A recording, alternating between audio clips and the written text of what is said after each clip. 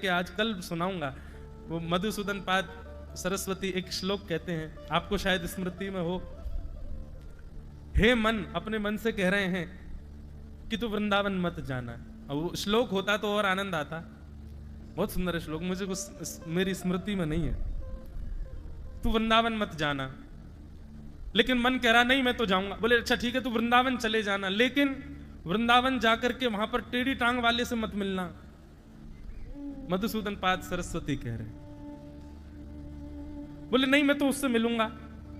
बोले उससे मिलेगा, नहीं मानेगा। बोले नहीं मैं तो मिलूंगा। बोले अच्छा मिल लेना, उसकी बात मत सुनना। बोले मैं तो सुनूंगा। तो कह रहे बात सुन लेना, लेकिन उसका पालन मत करना।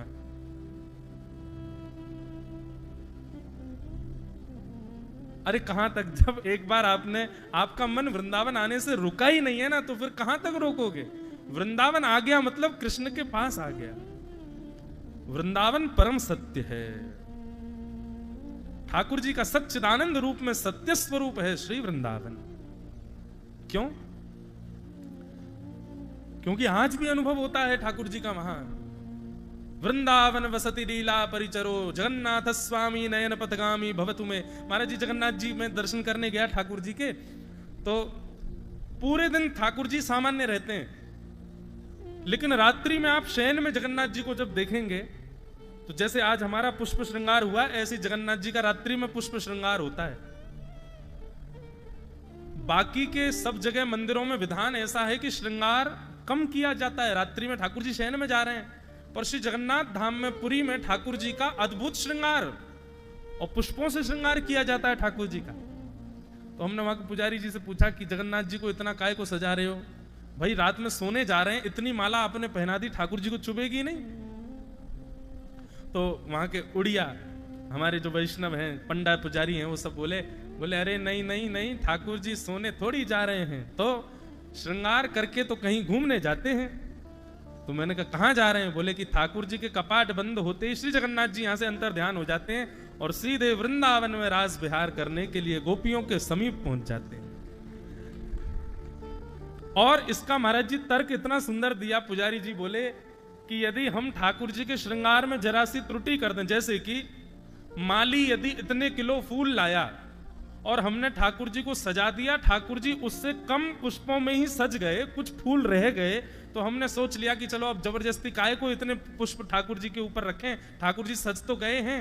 तो ठाकुर जी स्वप्न में दर्शन दे करके गुस्सा करते हैं कि तुमने हमारा श्रृंगार कम किया। आज वो फूल जो बचे रह गए थे, क्यों तुमने छोड़ा उनको? श्री जी ने और वृंदावन की गोपियों ने हमको बड़ी डांट लगाई कि तुम अपना श्रृंगार करके नहीं आए हैं, रास बिहार में आए हो, अच्छे से सज धज के आया करो।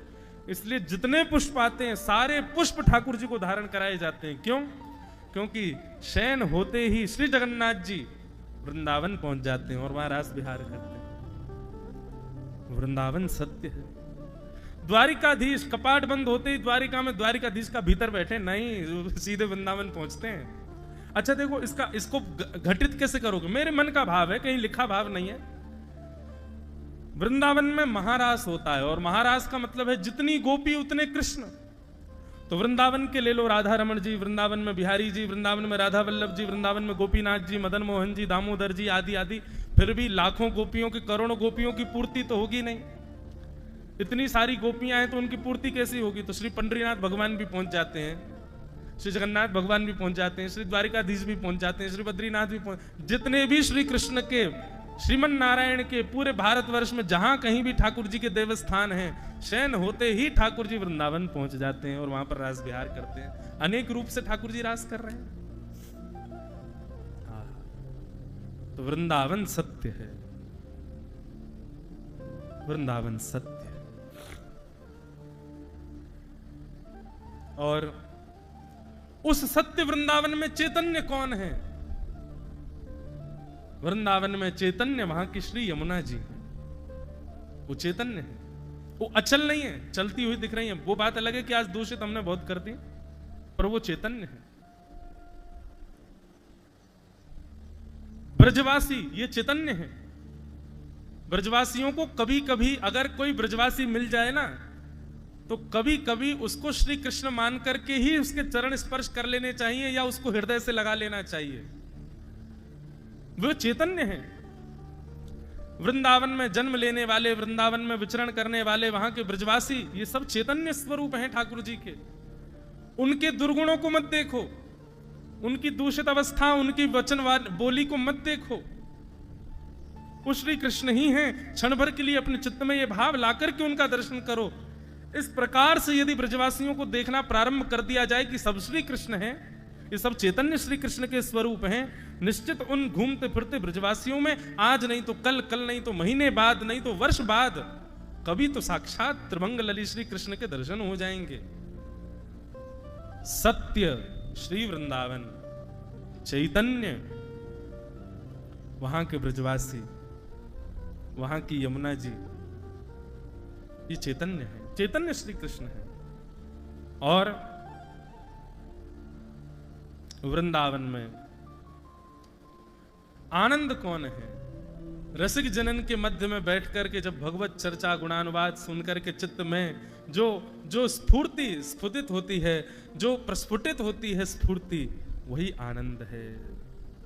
सच्चिदानंद रूपाय।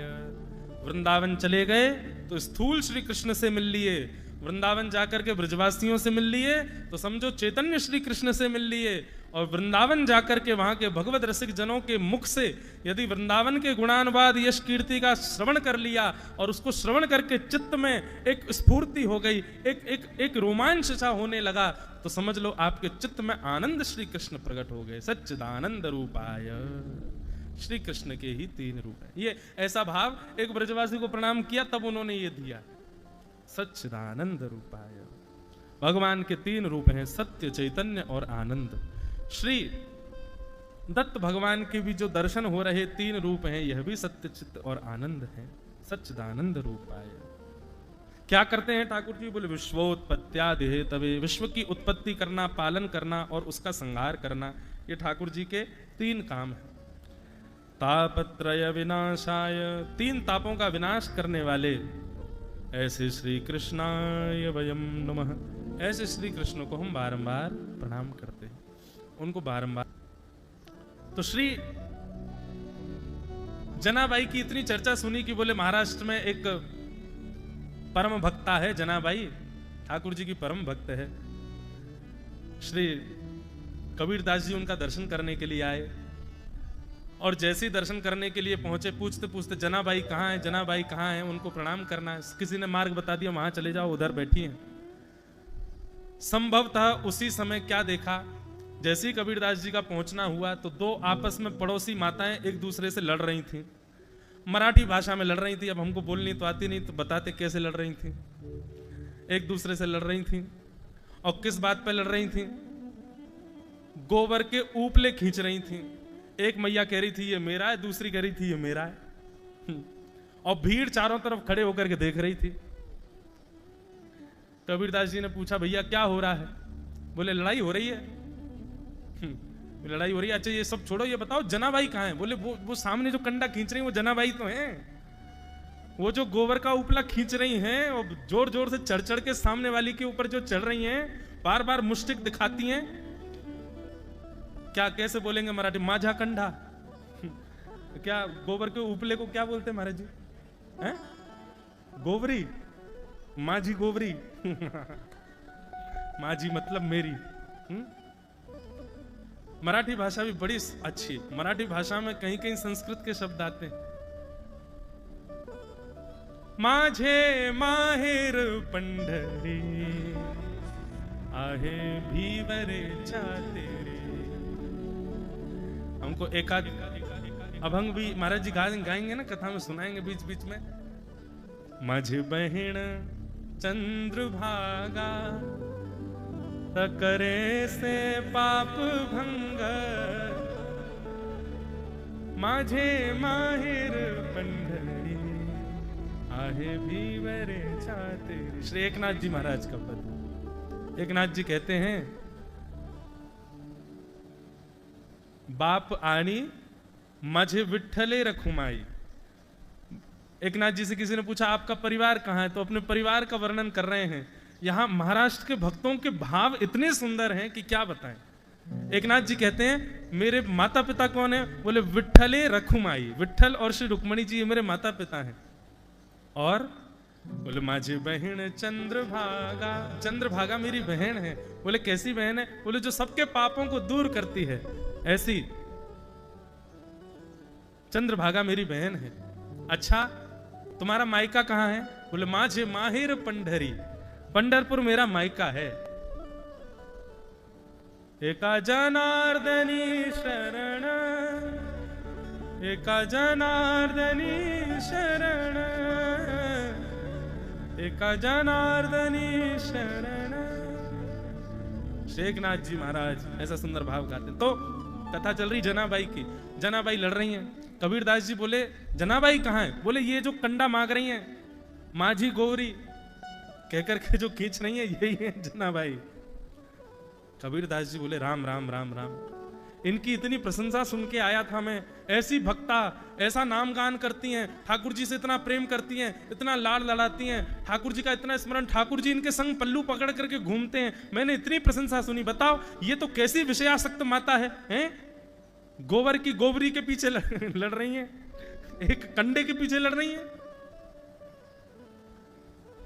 कबीरदास जी के मन में संशय आ गया, ये भक्त कैसे हो सकती है भगवान की? तभी कोई बुद्ध पुरुष गया, उसने जाकर के, कबीरदास जी गए, कबीरदास जी जाकर के बोले मैया आप इतना भजन करती हो, इतना कीर्तन करती हो, इतनी बुद्धि नहीं आई आप में? बताओ गोबर के कंडे के पीछे लड़ रही हो। अरे छोड़ दो, गैया रोज गोबर करती है, फिर से थाप देना, दूसरे हो जाएंगे, काहे को लड़ रही हो? एक आध दो गोबर उसने तुम्हारे ले भी लिए हो तो इसमें लड़ने की क्या बात है?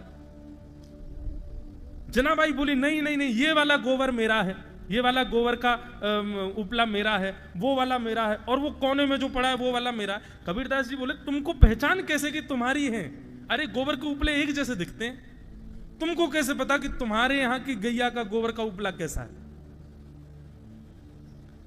जनाबाई ने एक कंडा उठा करके दिया और कबीरदास जी से बोला इसको कान पे लगाओ। कबीरदास जी ने कान पे लगाया। बोले कुछ सुनाई दिया? बोले नहीं।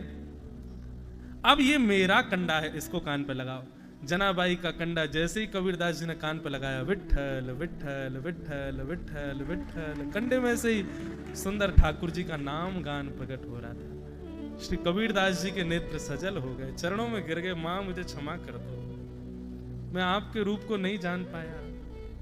अरे मैं तो सोच रहा था कैसी विषयासक्त माता, विषय भोग, विषय संसार की छोटी सी वस्तु के ऊपर लड़ रही है, पर आप तो ऐसी भक्ता हो कि विषय का स्पर्श कर दो तो वो विषय भी भगवान का भोग बन जाए, भगवान का प्रसाद बन जाए।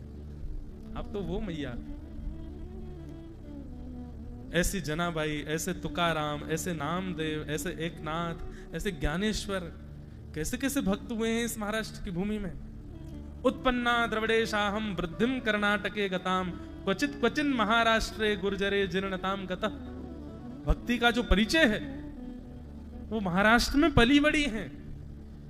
इसीलिए हम भले ही उत्तर भारत से आते हैं, पर इस बात को हम स्वीकार करते हैं कि हमारे उत्तर भारत से कई गुना, कई लाख गुना श्रेष्ठ भक्ति का संचार महाराष्ट्र के वैष्णवों के हृदय में।